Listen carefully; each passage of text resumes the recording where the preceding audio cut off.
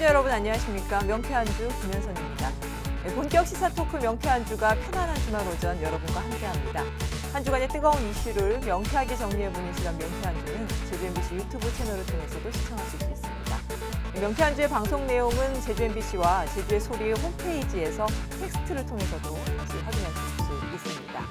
네, 명쾌한주 지금 바로 시작합니다. 네, 한 주간 화제가 된 뉴스를 정리해보는 더 이슈 코너입니다. 더 이슈는 제주 MBC와 제주의 소리의 협업으로 진행되고 있는 코너인데요. 오늘 제주의 소리 문준영 기자와 함께하겠습니다. 반갑습니다, 문 기자. 반갑습니다. 네, 오늘은 어떤 소식부터 시작해볼까요? 네, 제주도 자치경찰위원회가 출범이 가시화됐습니다. 자치경찰위원회 운영과 관련된 내용을 담은 조례안이 도의회 문턱을 넘었습니다. 네, 근데 제주는 사실 특별자치도 출범하면서 자치경찰제가 시행이 됐잖아요. 이제는 뭐 도민들이 자치경찰에 대해서 굉장히 익숙한 조직이고 어떤 일을 하는지도 알고 계실 텐데 느닷없이 이제 자치경찰위원회가 출범을 했다라고 하니까 혼란스러운 분들 계실 것 같아요. 구체적인 설명 필요해 보입니다. 네, 제주는 전국에서 유일하게 국가경찰과 자치경찰이 공존해왔던 지역입니다. 교통관리, 질서유지 등 국가경찰이 비교적 소홀할 수밖에 없었던 업무를 치안 서비스를 맡은 별도의 조직이 바로 제주자치경찰단입니다. 네. 국가경찰이 수사 업무를 맡고 네. 자치경찰은 생활안전, 민생치안과 같은 업무를 맡는 방식입니다. 2006년 그 지방분권을 강화한다는 취지로 특별자치도 도입과 함께 전국 최초로 제주도 소속의 제주자치경찰단이 출범을 했습니다. 당초 교통지도 중심에서 관광과 환경 분야 수사, 그리고 음주 단속까지 업무 영역이 확장이 됐습니다. 2017년부터는 국가경찰 중 총 268명이 자치경찰로 파견되기도 했습니다. 네, 제주에서 한참 운영이 된 거잖아요, 오랫동안. 그래서 당초에는 이런 이원화 모델을 이제 제주에서 시범을 운영을 해보고 이제 전국으로 확대를 하겠다 이런 취지였던 걸로 알고 있거든요. 근데 이제 그런 그 전국으로 이원화 모델을 확대한다는 건 사실상 무산이 된 걸로 봐야 되는 거잖아요. 네, 네, 맞습니다. 제주처럼 국가경찰에서 분리해서 지방자치단체 소속으로 자치경찰을 두는 모델을 전국적으로 확산시켜 지방분권을 강화하고 또 지역 여건을 반영한 주민 밀착형 치안 서비스를 제공한다. 네. 이게 취지였는데요. 그러나 조직의 효율성 그리고 예산 문제로 자치경찰을 따로 도입하는 게 아니라 기존 경찰 조직 내에서 자치경찰 업무를 맡는 담당하는 형태로 경찰법 개정안이 작년 말 국회를 통과한 겁니다. 네. 물론 지금 경찰청 외에 이 개정안에서는 시도지사 소속의 자치경찰위원회를 둬서 네네. 이 경찰이 자치경찰 사무에 대한 협의를 할 수 있도록 한 것은 물론 큰 변화입니다. 다만 애초에 의도했던 이원화 모델, 네. 자치경찰이 독립된 조직은 아닌 겁니다. 네. 정리하자면 기존 경찰 내에서 국가경찰 사무, 수사경찰 사무, 자치경찰 사무를 나눈 건데요. 자치경찰이 별도로 존재하는 것이 아니라 국가경찰 산하에 다루는 업무 하나, 사무로 둔 겁니다. 네. 그렇다 보니까 이제 제주에서는 뭐 15년간 거의 뭐 실험 대상으로만 하다가 이제 다시 돌아가야 되는 거냐 이 논란이 많았잖아요. 그러다 보니까 이제 전국에서 유일하게 제주는 이제 이원화 모델로 그냥 지속 운영하기로 한 걸로 알고 있습니다. 네. 네. 작년에 이 개정안과 관련해서 논의가 한창 진행이 될 때 그러면 제주자치경찰단은 사라지는 것이 아니냐, 국가경찰 내 하나의 조직으로 편입되는 게 아니냐, 네. 이런 전망들도 있었습니다. 다만 결과적으로 이번 개정안 통과 과정에서 예외 조항을 통해서 제주자치경찰단은 계속 유지되게 됐습니다. 지역 내 반발이 있는 데다 이미 자치경찰단을 시범 운영해왔던 상황인 만큼 폐지하지 않기로 결론을 내린 겁니다. 정리하자면 전국적으로는 지방경찰청 산하 조직 중에 자치경찰 사무를 담당하는 조직이 있는 것이고 제주의 경우는 지금 말씀드린 경찰 내에 자치경찰 사무를 담당하는 조직과 네. 별도로 기존 제주자치경찰단이 계속 운영이 되는 겁니다. 결국 경찰 내의 자치경찰 조직과 기존 제주자치경찰단 이렇게 두 개가 별도 존재하게 되면서 전국에서 유일하게 이원화 모델로 운영이 되게 됩니다. 네. 다시 이제 앞에서 이야기했던 그럼 이원화 모델로 가는데 또 자치경찰위원회는 그럼 어떤 역할을 하게 된다는 거지? 예, 여기 궁금증이 들 것 같아요. 네. 네, 결국 국가경찰 내에 있는 자치경찰 사무 담당하는 조직과 네. 외부에 존재하는 제주자치경찰단 간 업무를 어떻게 조정할 것이냐, 분담할 것이냐, 이게 쟁점이 되지 않겠습니까? 네, 네. 바로 이 업무를 어떻게 나눌 것이냐를 결정하는 것이 바로 도지사 산하의 제주도 자치경찰위원회입니다. 네. 그러다 보니 자치경찰위원회 구성을 두고 힘겨루기가 심했던 겁니다.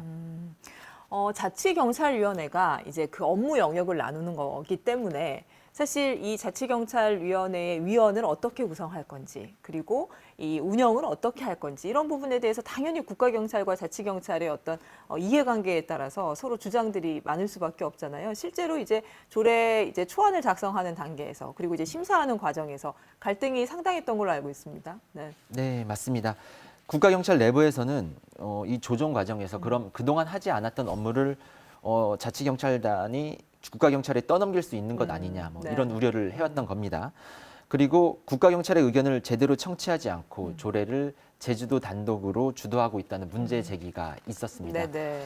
제주도는 자치경찰 위원회 운영과 관련된 조례 제정을 추진하면서 이 위원회를 어떻게 운영할지 구체적인 내용을 담은 이 조례, 네. 이 조례를 도의회에 상정하고 추진해 왔는데요. 근데 네네. 이 조례안 내용을 두고 갈등이 있었습니다.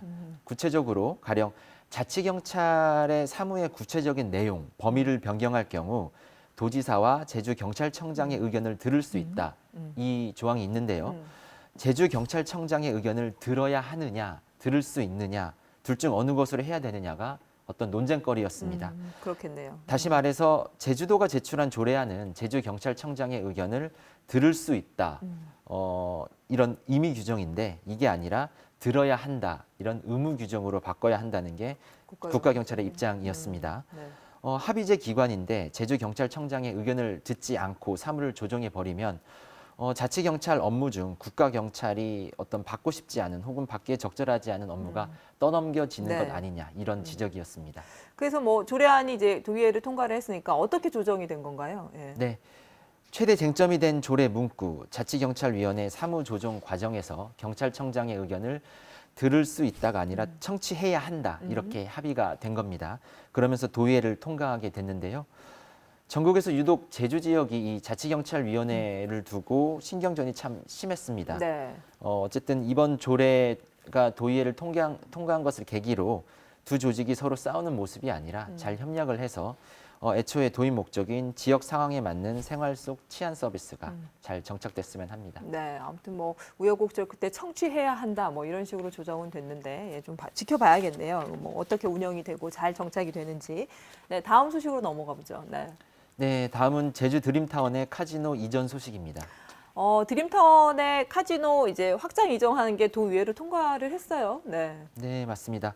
도의회는 LG 카지노업 영업 장소와 면적 변경 허가 신청에 따른 의견 제시의 건을 17가지 부대 조건을 달아 통과시켰습니다. 네. 부대 조건들을 상당히 많이 달아서 통과를 시켰는데 그 확장 이전 내용부터 좀 살펴보죠. 뭐 어디서 뭐 얼만큼 확장해서 이전을 하겠다는 건지. 네. 많이들 알고 계시겠지만 다시 한번 설명을 좀 해주시죠. 네, 제주시 노용동에 위치한 도내 최고 높이 빌딩 제주 드림타운은 모두가 잘 아실 겁니다. 38층에 높이 169m 쌍둥이 건물에 위치한 복합 리조트인데요. 최근 사업자는 카지노를 이곳에 이전시키기 위해 노력을 해왔습니다. 사업자 입장에서는 가장 큰 수익성이 기대되는 시설 중 하나가 그렇겠죠. 바로 네. 카지노겠죠. 기존 중문 롯데호텔 제주에 위치해 있던 외국인 전용 카지노 LT 카지노를 인수한 뒤 면적을 4.5배 늘려서 드림타운 내로 이전시키려고 추진해 왔던 겁니다. 네. 이게 또 뭐 시내 한복판에 있고 막 그렇다 보니까 뭐 이게 계획 단계에서부터 계속 논란이 있었고 그리고 카지노 이전 절차를 밟는 과정에서도 그 논란이 뭐 사그라들지 않았습니다. 네. 그런 뭐 논란의 과정들 좀 정리를 해볼까요? 네, 카지노 면적을 넓히면서 네. 더구나 시내 중심가로 들어오는 게 맞느냐 이런 문제 제기는 계속 있었습니다. 그런데 최근에 논란거리가 하나 더 있었는데요. 카지노 산업 영향 평가 일환으로 도민 의견 수렴 절차를 거쳐야 하는데 여기에서 절차적 정당성이 훼손됐다 이런 시민사회 단체의 고발이 있었던 겁니다. 네. 그 관계자에 대한 경찰 수사와 함께 도청 카지노 부서에 대한 압수수색까지도 진행이 됐습니다. 네. 도민 의견 수렴 설문지 내용이 있는데 음. 여기서 사실상 긍정적인 답변을 유도하는 방식의 부연 설명을 포함시켰다는 지적입니다. 네. 지난 19일 제주도의 문화관광위원회는 최초 심의에서 이 변경 허가 신청 의견 채택을 보류했습니다. 절차적 정당성이 의심된다는 지적이 쏟아졌기 때문입니다. 네.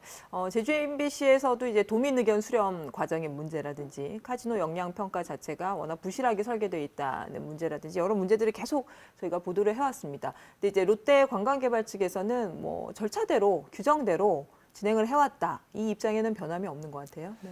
네, 롯데관광개발 측은 의견 수렴 과정은 제주도의 관련 보고서 그리고 시행 규칙에 따라 잘 진행이 됐고 다만 비공개 원칙인 심사위원 명단을 수사 과정에서 제공하기 위해 경찰과 협의하에 어떤 제출을 한 것이지 통상적인 개념의 압수수색이 아니다 이렇게 주장을 했습니다.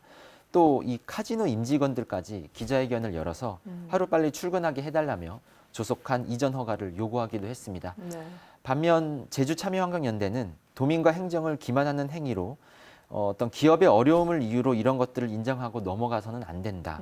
도민 고용을 볼모로 사업을 진행하려는 작태를 중단하라. 이렇게 네. 지적을 했습니다. 네. 도의회가 이제 압수수색 사실이 좀 뒤늦게 알려지면서 의결 보류를 한 차례 시켰었잖아요. 그러다가 이제 며칠 만에 다시 통과를 시켰습니다. 17개나 되는 부대 조건을 달고 통과를 시켰는데 뭐 어떤 내용인지도 좀 궁금하고요. 네.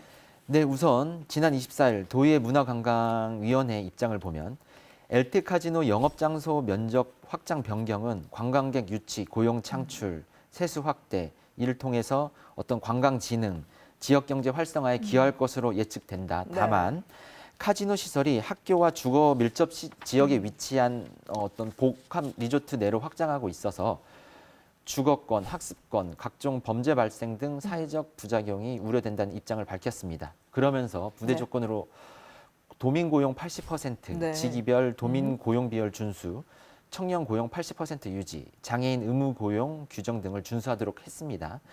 또 지역사회 공헌 사업에 대한 구체적인 세부 계획을 마련하고 공헌 사업 기간을 3년 이상으로 확대할 것도 주문을 했습니다. 네. 또 사회공헌 심의위원회 구성할 때 드림타워 소재지인 노영동 지역 주민을 대표를 포함시키고 또 지역 주민 비율을 30% 이상을 유지하도록 어떤 부대 조건을 달았습니다. 또 주거권, 학습권, 범죄 발생 등 어떤 사회적 부작용에 따른 구체적인 해소 방안도 요구를 했습니다. 네. 도민 의견 조사하는 방식이나 그 내용과 관련해서 개선을 요구를 했다면서요. 네. 네, 편향성 논란이 있던 설문 내용을 개선하도록 했습니다. 또 관련 심의위원회를 새롭게 재구성하고 세부 항목도 개선하도록 했습니다. 네. 또 제대로 된 도민 여론 수렴을 위해서 향후 3년마다 카지노에 대한 지역 주민 의견 조사를 실시에 반영하도록 요구를 했습니다. 네. 그러면 이제 사실상 이제 남은 절차는 이제 도지사의 이전 허가 승인 여부가 남아 있는 것 같은데요. 예, 어떻게 결정할지 끝까지 좀 봐야 될 것 같습니다. 네, 오늘 여기까지 좀 하죠. 네, 수고하셨습니다. 네, 네. 감사합니다.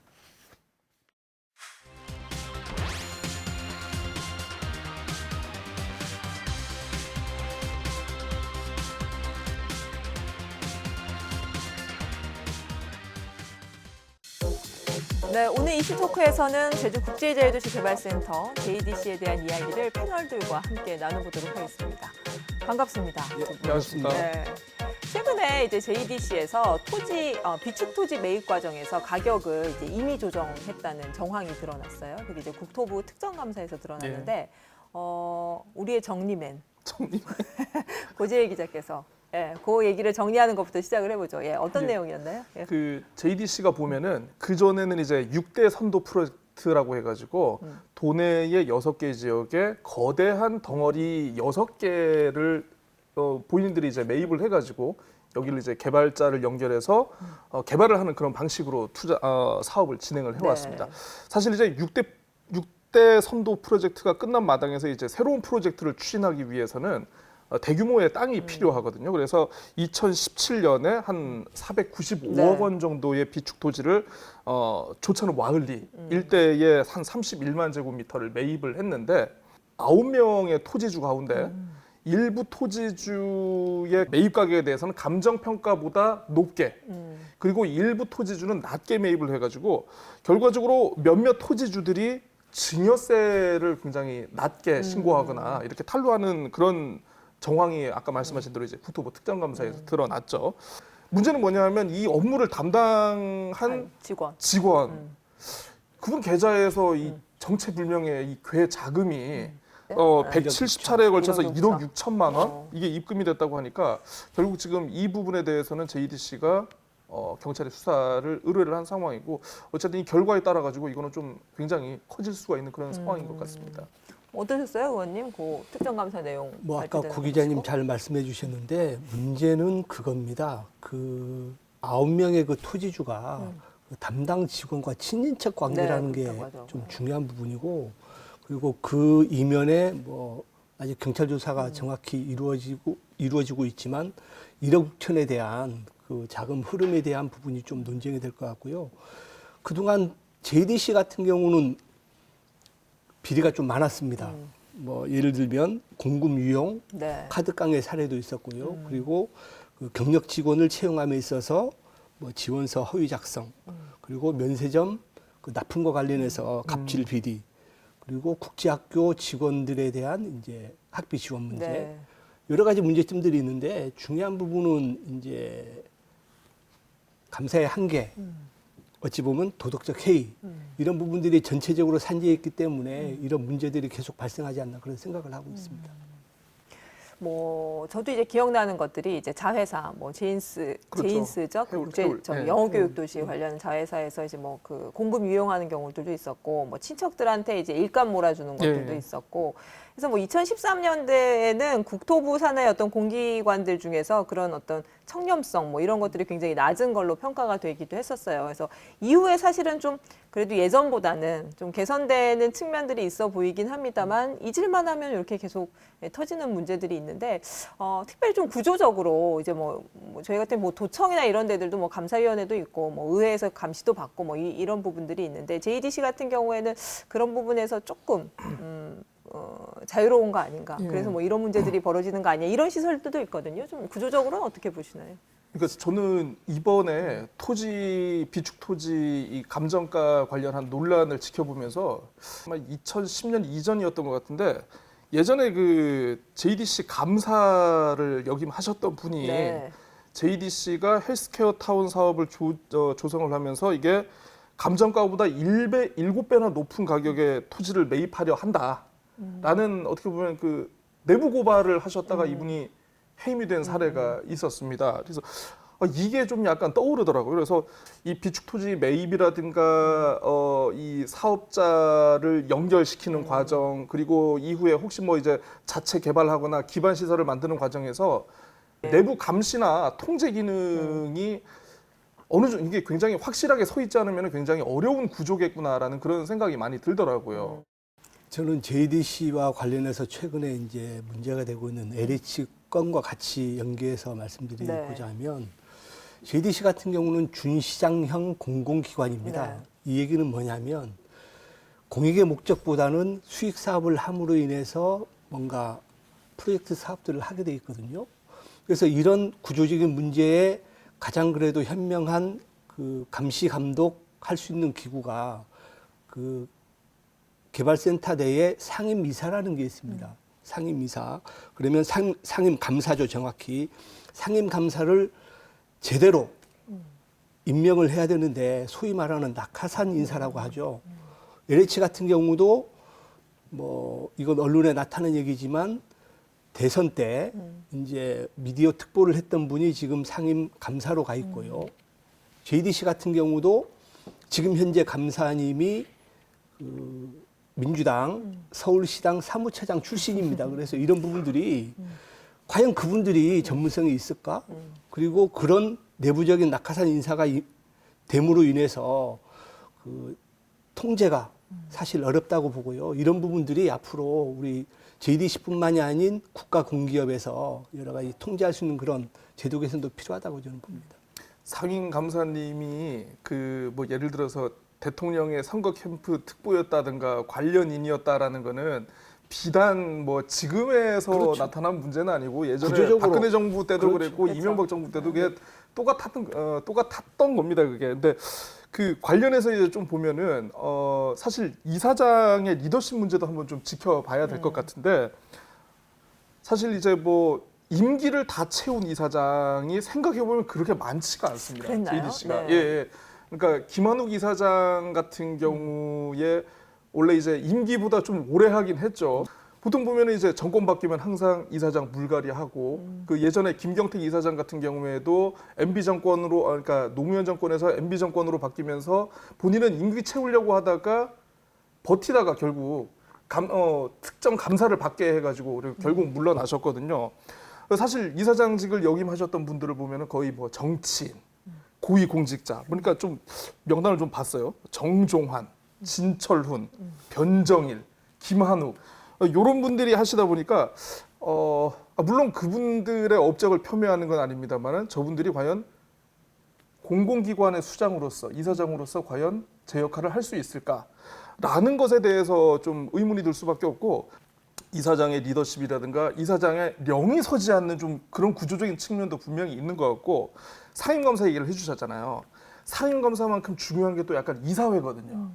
그러니까 이사회가 이제 뭐 상임검사도 이제 이사회 구성원이고 또 이제 뭐 여러 비상임 이사들도 계시고 하는데 사실 비상임 이사들도 보면은 이 정치권과 관련된 그런 분들 또 어떤 이사장의 어떤 경영을 좀 약간 측면 지원하기 위한 그런 분들이 많이 모셔가지고 사실 이사회도 유명무실하고 상임검사도 유명무실한데 그 와중에 또 이사장까지 또 약간 전문성이 없는 정치적 색깔을 띤 인물이라면은 정말 이 조직은 누가 견제하거나 통제할 수가 없는 거죠. 네. 우리 고 기자님께서 이제 길게 설명을 해주시는데 그래서 제가 말씀드리고 싶은 게 문재인 정부에 대한 기대감이었거든요.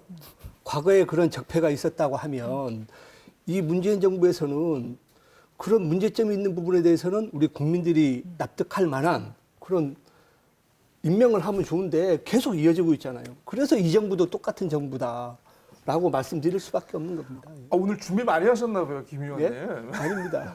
아무튼 뭐 이게 정권 특정 정권이라기보다는 계속 그렇죠. 반복되어 온 반복되다 보니 일이고 이런 그다음에 이제 적폐가 생기는 JDC가 거죠. 하고 있는 사업들은 사실은 대규모 이권과 그렇죠. 관련된 그렇죠. 사업들이어서 더더욱 비행위가 발생할 조심해야죠. 가능성들이 늦기 때문에 좀 조직 체계나 감시 체계 이런 것들을 좀 강화해야 된다는 이야기인 예. 것 같고요.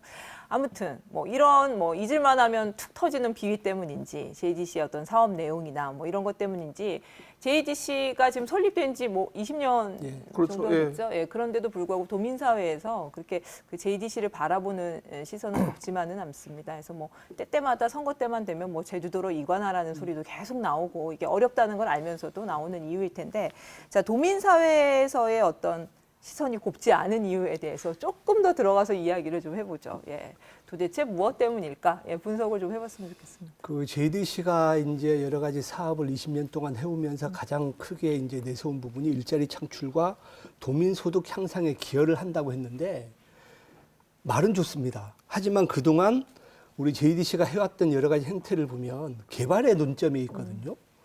그러면 그 개발의 논점이 있는 과정에서 지금 도민들이 알고 있는 여러 가지 문제, 그 내용 중에 하나가 어찌 보면 이제 신화역사공원의 오수의 문제, 그리고 지금 현재 문제가 되고 있는 예대 휴양형 단지, 헬스케어 타운, 이런 종합적인 문제들이 도민들과의 공감대가 없이 개발의 위주로 가다 보니까 이런 문제가 생겼고요. 가장 중요한 부분은 우리 도민들이 인정할 수 있는 그런 JDC로 저는 거듭나기 전에는 여전히 도민들은 부정적인 평가를 할 수밖에 없다는 생각을 하고 있습니다. 그 2020년도 JDC 예산서를 보니까요. 면세점 사업에 한 4천억 원. 그리고 이제 개발 사업 관련이 3천억 원. 그리고 홍보 마케팅이 38억. 그리고 흔히 얘기하는 이제 그 사회 공헌, 사회적 가치 창출이라고 해서 이게 270억 원이 이렇게 편성이 돼 있더라고요. 그러니까 270억이 어떻게 보면 지역 사회, 도민 사회의 어떤 환원을 한자는 취지에서 이제 JDC가 편성한 사업이 아닐까 싶은데 전체 규모에서 보면은 270억 약간 작다고 느껴질 수는 분명히 있는 것 같습니다. 근데 2015년에 이 사회공헌 사업의 전체 예산이 50억 수준에 불과했거든요. 그러니까 이게 어떻게 보면 이제 5년 사이에 거의 뭐 이제 5배 정도 이렇게 올라간 것은 분명합니다. 그러니까 사회공헌에 대해서 JDC가 도대체 지역사회를 위해서 하는 게 뭐야? 라고 분명히 의문을 가질 수는 있겠지만 어쨌든 사회공헌의 비중에 대해서 늘려가는 추세인 것만큼은 분명한 것 같아요. 사실 이제 그 사회공헌을 얘기할 때 이제 항상 빠짐없이 등장하는 레토릭 중에 하나가 JDC가 그래도 제주 관광의 최대 수혜자 가운데 하나인데 그러니까 관광객이 그만큼 많이 오면 많이 올수록 면세점 매출액이 증가를 하니까 이 사회 환원에 너무 인색한 거 아니냐라는 그런 평가가 있는데 사실 이게 JDC가 많이 번다는 인식이 좀 강하다 보니까 어떻게 보면 사회공헌에 대한 상대적인 저평가, 좀 상대적으로 눈길이 가지 않는 좀 그런 부분이 있어가지고 이 어떻게 보면 약간의 인지 부조화도 분명히 있는 측면, 약간이 있는 것 같습니다. 그런 면에서 보면은 좀 약간 도민들도 약간 좀 넓은 시야로 좀 봤으면 좀 좋겠다라는 생각도 들고요. 사회공헌 사업을 보니까 이거는 좀 약간 제가 쓴소리를 하지 않을 수밖에 없는 게 좀 너무 숫자와 데이터에 치우친 사회공헌에 치우치고 있다. 뭐 예를 들어서 뭐 마을 기업 만들어주고 마을 기업 할 수 있게끔 뭐 해주고 또 뭐 해외 인턴십 뭐 대학생들 뽑아가지고 이렇게 뭐 물론 이제 코로나 때문에 못하긴 했습니다만은 어디 보내주고 요렇게 해가지고 이걸 사회공헌 사업이라고 하는데 너무 JDC가 사회공헌을 지역사회의 시혜적인 관점으로만 접근하는 거 아닌가. 요걸 좀 JDC라면 좀 더 큰 그림으로 좀 보다 큰 멋진 그림을 그릴 수 있을 것 같은데 좀 이건 좀 노력을 해주셨으면 좋겠다. 오늘 가만히 보니까 우리 구 기자님은 JDC 편에서 지금 계속 말씀하시는데 저는 근본적으로 그 JDC의 그 사업 구조를 좀 말하고 싶습니다. 왜냐하면 그동안 20년 동안 JDC가 제주도에 한 10조 2천억 가까운 이제 사업 계획을 잡았고요. 지금 현재 한 6조 7천억, 한 66% 정도가 진행이 됐는데 그 잡은 흐름을 보면 민자 유치가 한 70% 됩니다. 그리고 국비가 한 3% 정도 되고요. 네.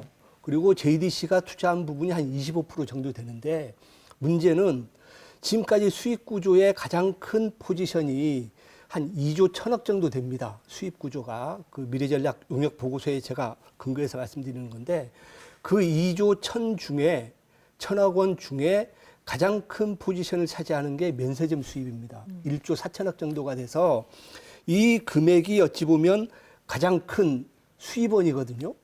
그리고 지금 현재 진행이 됐던 6가지 선도 프로젝트의 자세한 내용을 보면 대표적으로 헬스케어 타운 그리고 항공우주박물관 같은 경우는 1,000억 원 이상의 적자를 보고 있습니다. 그러면 결론적으로 말씀드리면 수익 구조의 문제도 지금 개발 위주 내지는 면세점 수익에 의존할 수밖에 없는 부분이고요. 그리고 그 아까 말씀하신 대로 사회공헌 사업이라고 해도 사실 미미한 수준이거든요. 그래서 이런 부분에 대해서 JDC가 앞으로 진짜 전향적인 그 사업 계획이라든지 도민을 위한 그런 공익적인 부분에 참여를 안 한다고 했을 때는 큰 문제가 있다고 저는 생각합니다. 지금 정말 좋은 지적 해주셨습니다. 사업에 대해서 문제를 지적을 해주셨는데요. JDC가 사실 여러 사업을 할 수 있는 것 같고 해야 할 것 같지만 사실 지금 뭐 관련 법에 따르면은 JDC가 할 수 있는 사업 굉장히 한정되어 있습니다. 목적 사업으로 나온 게요. 토지 취득, 개발, 비축, 관리, 공급 및 임대 이게 1번이고요. 두 번째가 센터에서 개발 관리하는 단지 지원, 그리고 투자진흥지구 조성, 그리고 외국 교육기관이라든가 외국 의료기관의 유치와 설립. 이게 가장 큰 네 가지거든요. 그러니까 JDC의 사업에 대해서 야 JDC 너네 이런 것도 할 수 있지 않느냐? 너네 이런 것도 한번 해봐라. 이런 거 하면서 하면 얼마나 좋지 않느냐라고 얘기를 할 수는 있습니다만 JDC의 사업이 그런 거를 다양하게 할 수 있는 게 아니고 너네 이것만 해. 라고 이렇게 명시가 되어 있기 때문에 이건 사실 이 특별법 개정이 없으면은 JDC가 다른 사업을 굉장히 하기가 지금 힘든 구조입니다. 그래서 지금 특별법 제도 개선 7단계와 맞물려 가지고 JDC가 이제 새로운 어떤 사업 목적이라든가 사업 내용을 지금 반영하려는 게 지금 어떻게 보면 의원님께서도 지적하신 그런 부분을 충분히 반영하려는 건 취지 아닌가. 이렇게 알아주시는 것도 괜찮을 것 같아요. 네. 오늘 구 기자님 JDC 보고 자꾸 개발하라고 하는데 도민의 요구는 개발이 아닙니다. 제주도의 청정 자연을 얼만큼 이제 극대화시키느냐의 문제인데 그동안 JDC가 해왔던 그런 개발 구조 때문에 지금 도민들이 부정적인 평가를 갖고 있는데 우리 고기자님께서는 자꾸 법적으로 개발할 수 있는 그런 포지션이 적다고 하는데 한 예로 그 6단계 제도 개선의 JDC가 제주도의 의견을 무시하고 국토교통부와 이제 어찌 보면 짬짬이를 해서 그 특별법에 집어넣은 사업들이 있습니다. 그 사업이 마리나 관련된 사업이거든요. 네. 그런 부분들도 어찌 보면 제주도와의 협의도 없이 중앙정부와의 협의만을 거쳐서 이제 특별법에 반영을 시키겠다? 이거는 아닌 것이죠. 그래서 저는 오히려 JDC가 앞으로 할 수 있는 여러 가지 프로젝트 사업에 대해서는 이따 다시 제가 말씀드리겠지만 제주도와의 협의 없이 일방적인 추진은 도민들로부터 영원히 평가받지 못할 거라고 저는 생각합니다. 예, JDC의 지금 그 산적한 현안 중에 이제 도민사회에서 JDC의 이미지를 어떻게 구축할 것이냐가 달려있는 중요한 사업 중에 하나가 예리 휴양형 주거단지인 것 같아요. 왜냐하면 너무 많은 토지들과 지금 소송이 얽혀 있고 난제 중에 난제이기 때문에 이 부분을 어떻게 푸느냐의 어떤 보여지는 태도나 자세, 방향 이런 거에 따라서 JDC의 이미지가 좀 결정될 수도 있다고 보이거든요. 그래서 예래 휴양형 주거단지에 대한 이야기를 조금 하고 넘어갔으면 좋겠어요. 그 예래 사업 같은 경우는 2006년도에 토지 매입을 했고요. 그리고 2015년도에 그 대법원 판결이 났습니다. 그 실시 설계 그리고 토지 강제 수용 무효라는 그런 대법원 판결이 나서 그 이후에 어찌 보면 소송에 휘말리게 됐고요. 최근에 여러 가지 그 통계를 보면 소송에서 한 4건 정도는 이제 소송이 됐는데 3건이 패소됐고 1건이 승소를 했습니다. 앞으로 한 20건 정도가 지금 진행 중에 있고요. 가장 중요한 부분은 앞으로 이 그 예래 관광형 휴양단지에 관련해서 지역 주민들이 요구하는 부분 그리고 토지주들이 요구하는 부분들이 반영이 되고 또 JDC만의 그런 사업 계획이 아닌 도민과의 협의가 된 그런 사업을 추진해야 저는 가능하다고 생각하고 있습니다. 그러니까 어쨌든 법원의 화해 결정으로 지난해에 어쨌든 이 논란은 끝이 났죠. 네. 한 1,200억 원 그 정도를 JDC가 물어줬죠. 사업자인 버자야한테. JDC가 사실 2심, 3심 판결이 나기 전에 이 사업과 관련해 가지고 좀 정상화할 수 있는 기회는 있었다라고 이렇게 밖에서도 그렇게 평가를 하고 있고 외부에서도 그렇게 평가를 하는 분위기입니다. 그런데 어떻게 보면 JDC가 우리 제주도 말로 대응한 측면이 있어요. 좀 그때 분명히 그런 게 있는 것 같고. 아까 이제 JDC 사업을 얘기할 때 그러니까 단지를 지정하고 토지를 매입하고 사업자를 데려온다고 하지 않았습니까? 사업자를 데려오려고 했을 때 투자자를 잘못 선정한 면도 좀 분명히 있다고 봅니다. 말레이어로 성공이라고 해요. 성공, 버자야라는 단어가 성공을 뜻하는데, 네, 아마 탄스리 회장은 성공을 한 게 아닌가 싶은데, 아니, 2조 5천억을 투자해가지고 예래 휴양용 단지를 조성하겠다 왔는데 정작 버자야가 쓴 돈이요 1,200억밖에 없어요. 그 나머지는 어떻게 하려고 보니까 한국에서 프로젝트 파이낸싱을 일으켜가지고 대출을 받아서 이걸 가지고 건물을 짓고 나중에 분양을 해가지고 그걸 충당을 하려고 했고요. 근데 이 버자야라는 곳에 대한 프로젝트 파이낸싱이 잘 안 되다 보니까 금융회사들이 JDC가 좀 보증을 설 수 있겠느냐. 그래서 JDC가 맨큼 보증을 산다고 했어요. 그게 어떻게 보면 지금의 문제의 시작점이라고도 볼 수 있는데 어떻게 보면은 문제가 생기면 사업자의 문제조차 JDC가 어떤 개발처로서 이걸 끝까지 책임지겠다는 좀 이런 것은 좀 약간 문제가 있는 것 아닌가. 결국은 이 탄스리 회장한테 이 환불 원정대를 완벽하게 해주지 않았습니까? 1,200억 투자했다가 그걸 그대로 갖고 갔는데 예. 이 사업에서 성공한 건 지금 탄스리 회장밖에 없어요. 그 나머지를 지금 또 토지주 소송도 있고 여러 가지 문제도 있고 소송에서 뭐 이게 정상화된다 해도 앞으로 이 사업을 어떻게 추진할지에 대해서는 이게 굉장히 고민을 많이 해야 될 것인데 사실 아직 샴페인을 터뜨리기에는 너무 이르지 않은가. 그렇죠. 예, 싶습니다. 너무 다양한 소송이 복잡하게 지금 얽혀 있기 때문에 그렇죠. 아무튼 뭐 그 사업 내용에 대한 충분한 검토 그리고 사업자에 대한 충분한 어떤 점검 그런 부분들이 제대로 이루어지지 않으면서 이 문제가 비롯이 됐고 그러면서 굉장히 복잡한 지금 역학관계들을 보이고 있는데 이후에도 사실은 이런 부분들이 재현될 수 있거든요. 아까 뭐 사업자에 대한 어떤 검증이나 이런 부분들이 맞습니다. 제대로 이루어지지 않으면 그러니까 그게 왜냐하면 아까도 말씀드렸지만 대규모 프로젝트고 대규모 단지의 개발 방식을 하다 보니까 기본적으로 작은 투자자보다는 정말 엄청난 자금력이 있는 국제적인 투자자를 찾을 수밖에 없고, 국제적인 투자를 찾다 보니까 국내 자본보다는 해외 자본에 눈을 돌릴 수밖에 없고, 그나마 2008년에서 2010년 어간에는 국제적으로 가장 자금의 여유가 있었던 게 또 이제 중국계 자본이거든요. 그러다 보니까 중국 자본이 그때 많이 들어오게 됐고, 그러다 보니까 관련 시설이라든가 이런 것들을 하면서 뭐 그때 중국 부동산들 열풍이 굉장히 많이 일지 않았습니까? 어떻게 보면 이게 좀 구조적인 문제에서 이게 좀 약간 야기된 측면이 분명히 있다. 예, 이런 생각이 듭니다. 저는 버자야 그 예래 휴양형 관광 주거단지와 관련해서는 두 가지 좀 걱정이 되는 게, 지금 우리 제주도를 포함한 이제 시설비 투자가 한 336억 원이 투자가 됐고, 문제는 뭐냐면 지금 거기 147동의 콘도 시설이 지어진 채로 방치가 되고 있거든요. 이게 거의 한 6, 7년 넘게 되다 보니까 나중에 이 사업이 어떤 식으로 갈지 방향도 안 정해진 상태에서 이 부분이 아마 흉물로 될 수도 있습니다. 그래서 이런 여러 가지 지금 지나온 과정, 그리고 앞으로 가야 될 방향, 특히 또 우리 그 토지주화의 법적인 문제까지 포함하게 되면, 지금 그 미래전략 용역 보고서에 보면 지금 JDC에서 쓸 수 있는 가용 지원이 4,800억 원 정도밖에 안 됩니다. 그럼 아까 고 기자님 말씀하신 대로 그 배상금이 지금 1,200억 원이거든요.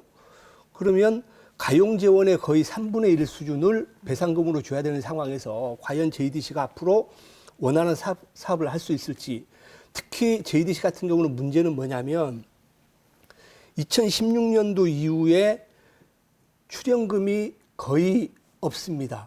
그리고 2018년도 기준 국가 보조금을 한 58억 정도 받아온 상황에서, 아까도 제가 말씀드렸지만 JDC가 거듭나기 위해서는 출연금을 많이 받아와야 되거든요. 국가로부터. 그리고 프로젝트 사업에 대해서 보조금도 받아와야 되는데, 반복된 얘기지만 수익 구조가 뻔합니다. 면세점 수입 하나 갖고 지금 버티고 있는데 이런 구조 갖고는 JDC 버티지 못합니다. 예. 그러면 앞으로 방향에 대해서 좀 이야기를 해보죠. 이제 이번에 이제 특별법 제도 개선과 관련해서 국제자유도시의 정의가 좀 달라졌어요. 예전에 이제 뭐 사람, 뭐 상품, 자본의 이동이 자유로운 어떤 국제도시를 지향을 했다고 하면, 지금 어떤 경제와 환경의 조화 속에서 지속 가능한 발전이라는 개념들을 넣어놨어요. 특별법 제도 개선도 그랬지만 사실은 JDC조차도 워낙 문제점들이, 사업의 문제점들이 드러나고 그러한 비판 여론들이 있었고, 이대로 갈 수 없다는 것들을 절감을 했는지 아까 얘기한 미래 전략 수립 용역을 통해서 아주 새로운 어떤 전환점을 마련하겠다는 것들을 이야기를 했어요. 앞으로의 JDC의 방향, 이런 것들을 기반으로 해서 이야기를 좀 풀어가봤으면 좋겠습니다. 네. 그 2019년도에 제주도 특별법의 이제 목적이 개정이 됐습니다. 네. 그 내용을 보면 친환경적, 그러니까 정확히 말하면 환경 친화적 국제 자유도시 조성과 도민의 복리 증진이거든요. 이 안에 제주도가 앞으로 가야 될 방향이 저는 다 녹아 있다고 봅니다. 그래서 앞으로 우리 JDC 또한 뭐 미래 전략 그 용역을 지금 수행을 했고, 앞으로 그 안에서 여러 가지 프로젝트 사업을 한다고 하는데, 이 제주도의 목적과 정의에 맞는 프로젝트 사업을 저는 해야 된다고 생각하고 있습니다. 당연한 말씀이시고요. 예, 어떻게 보면 이제 개발보다는 환경을 내세운 어떤 요런 방향에 대해서는 시대적 요구가 분명히 반영된 측면이 있고, 그걸 충실히 담아내려고 한 어떤 의지가 있는 것 같아 보이긴 합니다. 근데 다만 이제 개발이란 단어에 너무 노이로제나 이제 알레르기적 반응을 보인 것이 아닌가 한번 좀 고민할 필요가 있을 것 같습니다. 아까도 이제 그 김 의원님께서 이제 지속 가능한 발전, 지속 가능한 개발이라는 얘기를 해주셨는데, 그러니까 이게 미래 세대를 위해서 보존할 것은 보존을 하되 현 세대의 욕구나 충족을 시킬 수 있는 뭐 최소한의 개발을 한다. 뭐 요게 이제 그 지속 가능한 뭐 발전의 의미라고 하더라고요. 그래서 그러면 현 세대를 충족시킬 수 있는 어떤 발전, 환경을 가치로 내세우면서 어떤 식의 새로운 개발의 패러다임을 보여줄 수 있는지에 대해서는 아직 그림을 보지를 못해가지고 제가 뭐라고 이거는 판단을 할 수가 없을 것 같습니다. 어쨌든 또 지역 사회가 지금 또 굉장히 최근 몇 년 동안 이제 개발과 보존 사이에서 굉장히 많은 갈등이 있었는데 이거에 대해서도 어떻게 보면은 지금 우리가 지금 어떤 기준점에 대한 개발의 기준점에 대한 합의를 이루어가는 과정이라고 생각하면은 어쨌든 좀 더 이건 좀 지켜봐야 좀 뭔가 평가를 낼 수 있는 부분이 아닐까 싶네요. 네. 지금 JDC에서 그 미래전략 용역 수립 용역 결과를 보면은 비전은 맞습니다. 아까 제가 말씀드린 내용하고 똑같이 가는 게 네 가지 비전이 뭐냐면 국제 교류 도시, 지식 융합 도시, 그리고 청정 치유 도시, 그리고 지속 성장 도시와 관련된 네 가지 프로젝트가 있는데 이 타이틀만 봤을 때는 앞으로 JDC가 진짜 도민들과 같이 갈 수 있다는 그런 기대감이 있는데요. 사실 그 안을 들여다보면 사업들을 몇 가지 좀 제안을 했죠. 그렇죠. 네. 그 안을 들여다보면 이게 과연 JDC만의 생각인지 우리 제주도와의 협의가 된 부분인지 이런 부분들도 좀 궁금하거든요. 그래서 이런 구체적인 사업을 했을 때 지금 현재 제도적인 문제점도 JDC와 제주도와의 여러 가지 업무 협의 협조 관련해서는 아마 JDC가 앞으로 제주도의 그 의견이라든지 이런 수렴 절차를 지금 현재보다는 더 적극적으로 저는 수렴을 해야 된다고 생각하고 있습니다. 굉장히 공감을 하는 게 신사업에 대해서도 좀 약간 의문이 든 점이 좀 있더라고요. 네. 그래서 몇 가지 제시를 했죠. 트램, 예, 그다음에 제시가 된 게 네, 이제 물류 사업. 네. 신항만을 기반으로 한 물류 사업 네. 그리고 트램 이렇게 얘기를 했는데 물류 같은 경우에는 제주에 있어가지고 굉장히 이게 핵심 사업이고 필수 사업이고 중요하다는 거 다 알고 있습니다. 근데 JDC 공기업이 물류 사업에 뛰어든다. 어떤 방식인지는 뭐 이게 나오지는 않았습니다만 그럼 기존의 물류 플랫폼 사업자하고는 관계 조율을 어떻게 할 것이며 기존 사업자들의 뭐 어떤 반발이라든가 어떤 이 공기업이 이제 시장 경쟁 체제에 뛰어들므로써 생길 수밖에 없는 그런 부작용 등에 대해서는 뭐 어떻게 생각을 하고 이 대안을 내놨는지 좀 이거 좀 와닿지 않고요. 그리고 이제 트램 같은 경우 저는 진짜 트램이 있었으면 좋겠어요. 그러니까 이제 트램이 있었으면 좋겠다고 느낀 게 뭐냐면 버스를 이제 전용 차선 타면서 전용 차선을 몇 번 이용을 해보니까 전용 차선이 잠깐 구간에 있는 것도 굉장히 이렇게 대중교통을 이용하기 편리할 수가 있겠구나. 하물며 그런 구간에다가 트램까지 깔아버리면은 제주의 대중교통 그리고 제주의 어떤 관광 자원으로서의 그런 가치는 굉장히 높아질 수 있겠다 이런 생각도 많이 드는데 이거 트램이 또 시설비가 많이 들더구만요. 이게 그렇죠. 또 네. 예, 단위 면적당 제가 정확히 기억하지 않는데 뭐 1km당 뭐 10억 원인가 뭐 100억 원인가 이렇게 150억이요. 예, 150억 원이 되는데 야 그러면 이 막대한 자본을 어떻게 JDC가 하려고 하지? 그러면 JDC가 개발하고 이것도 그러면 민간 사업자한테 운영권을 주려고 하나? 아니면 또 이제 대중교통과 관련된 거니까 그러면 이건 제주도하고의 협의가 필수적인 것 같은데 제주도하고 얘기를 했나? 제주도가 이걸 오케이 할까? 여러 생각이 들면서 이번에 나온 이 계획을 보니까 이거는 그냥 JDC만의 구상이구나. JDC의 짝사랑이구나. 이런 생각이 좀 많이 들었습니다. 사실 트램이나 뭐 물류나 이런 것들 제주도에서 타당성 검토를 한 적이 있죠. 그렇죠. 네. 제주도에서 원지사께서 2016년도에 트램을 검토를 했었습니다. 그리고 2019년도에 12월 달에 이제 도시교통 정비 중기 계획을 하면서 포기 선언을 했거든요. 아까 고 기자님이 얘기했지만 이런 사업들이 과연 원도정에서 이제 아까 중기 계획 자체는 5년마다 수립하는 중기 계획인데 제주도정에서 포함한 트램 사업 하겠다? 이게 엇박자입니다. 그리고 저 역시도 트램과 관련해서는 여러 가지 2011년도 우리 우금민 지사 때부터 계속 논의를 해왔고 고민을 해왔는데 가장 중요한 게 이제 비용 편익 분석이거든요. 그 당시에 2011년도에 트램의 비용 편익 분석이 한 0.6으로 나와서 사업 타당성이 없다고 했던 부분이고 또 하나는 트램을 하려고 하면 구조적으로 이제 도로에 문제가 있습니다. 적어도 왕복 6차선 정도가 돼야 한 차선을 트램이 이제 운행할 수 있는 구조가 되는데 사실 지금 JDC에서 말하고 있는 트램을 이제 구조적으로 봤을 때 과연 그 트램이 들어갈 수 있는 도로가 여건이 맞는지 이 부분도 고민을 해야 되는데 아마 제가 봤을 때는 현실적으로 쉽지 않다는 그런 생각을 하고 있고요. 그리고 신항만 물류 같은 경우도 지금 제주도에서 이제 그 중장기 계획에 포함이 됐습니다. 포함이 됐는데 물류 사업 같은 경우는 제주도에서도 뭐 원지사님도 그렇고 물류와 관련된 공사를 설립하겠다는 그런 논의가 계속 됐었거든요. 그래서 이 부분도 돈이 될 만하면 이제 JDC에서는 제주도가 하고자 하는 사업들을 하나씩 이제 빼먹기 식의 사업 추진을 한다고 저는 생각할 수밖에 없다고 생각합니다.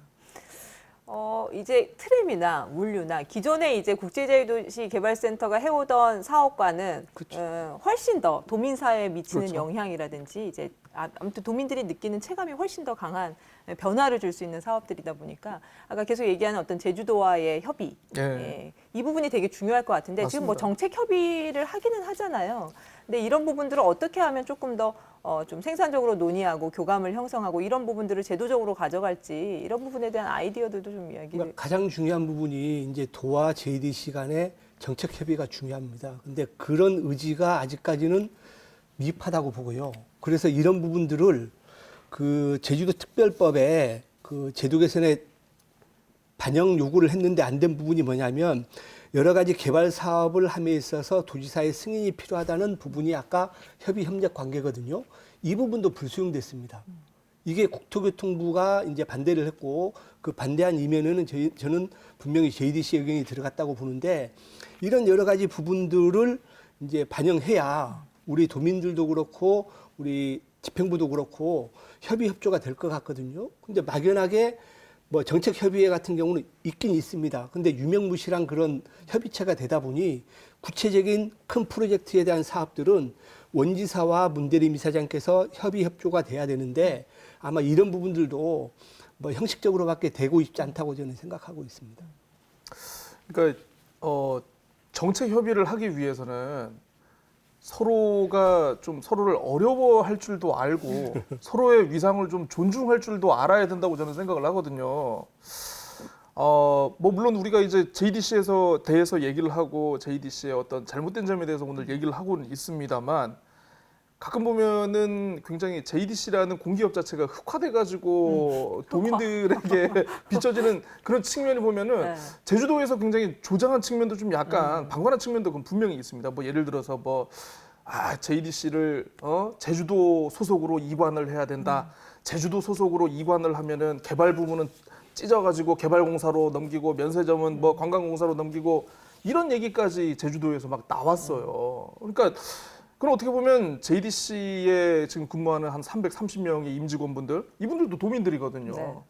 네. 이분들의 자존심을 굉장히 건드는 어떻게 보면은 행정과 국가공기업 간에 서로 넘어서는 안 될 선을 좀 약간 넘어버린 게 아닌가 이런 측면도 저는 분명히 있다라고 생각을 합니다. 근데 사실 제주도가 마음만 먹으면은 JDC 사업 힘들게 하는 거 가능합니다. 그건 뭐 예를 들어서 인허가권을 모두 행정이 다 가지고 있는데 뭐 그러면 JDC는 마찬가지 반대로 뭐 그래? 오늘 지역 사업을 위해서 뭐 그렇게 뭐 그래 나는 뭐 면세점만 열심히 하고 나는 그 뭐 제주하고는 뭐 그냥 멀어질란다. 당연히 가능하지만 이게 우리가 원하는 그림은 아니잖아요. 예. 사실 JDC에게도 어떤 원죄가 있다면 그만큼 행정에서도 분명히 잘못된 방향으로 가고 있는 걸 이걸 바로잡지 못한 책임도 분명히 있다. 좀 그런 생각이 들더라고요. 네, 좀 마무리를 해야 될 것 벌써요? 같은데, 예. 해야 됩니다. 네, JDC가 어쨌거나 이제 제주의 더 나은 미래를 위해서 출범한 기관 아니겠습니까? 예, 앞으로 도민사회에서 어떻게 좀 위상을 갖춰나가고 방향을 제대로 이제 전환하겠다고 했으니까 잘 전환할 수 있을지 마지막으로 깨톡하시면서 마무리를 좀 짓죠. 김한국 의원님부터 할까요? 예. 예, 저는 JDC 우리 문대림 이사장님 포함한 우리 직원분들께 깨톡 날리겠습니다. JDC가 이제 이제 센터 창립 20주년이 됐습니다. 그동안 여러 가지 우여곡절이 있고 도민들로부터 좀 비판받은 면도 있습니다. 하지만 앞으로 우리 제주도민들을 많이 생각해 주시고 그리고 도민들과 같이 호흡을 해서 우리 제주도에 진짜 멋진 국가 공기업으로 다시 도약하고 도민의 사랑을 받는 그런 멋진 우리 JDC가 되기를 바라면서 우리 직원분들께도 고맙다는 말씀 끝으로 드리겠습니다. 네, 고 기자님. 왠지 JDC가 아닌 다른 쪽에다가 네. 날릴 수도 있다는 생각이 드는데. 갑자기 막 훈훈해지셨어요. 지금까지. 결말에. 예. 마무리만. 아니 그 최근에 이제 그 오세훈 후보, 안철수 후보 후보 단일화 과정을 보면서 네. 중간에 갑자기 대인배 경쟁이 이루어졌거든요. 야, 내가 저쪽 조건은 다 받아들이겠다. 결국 대인배가 민심을 얻고 이 미래를 짊어지는 그런 힘도 얻는 게 아닌가 싶습니다. 그래서 누구한테 그런 의미에서 알려준 거예요? 원희룡 네, 지사님께 그러실 것 같았습니다. 저 문대림 이사장님께 카톡을 하십시오. 우리 지금 만나, 당장 만나. 당장 만나서 정말 건설적이고 발전적인 이야기 나눌 수 네. 있는 기회가 있으면 좋을 것 같아요. 네. 편안한 토요일 오전에 함께한 명쾌한 주. 다음 주에도 유쾌한 시사 토크로 찾아오겠습니다. 저는 다음 시간에 뵙겠습니다. 고맙습니다.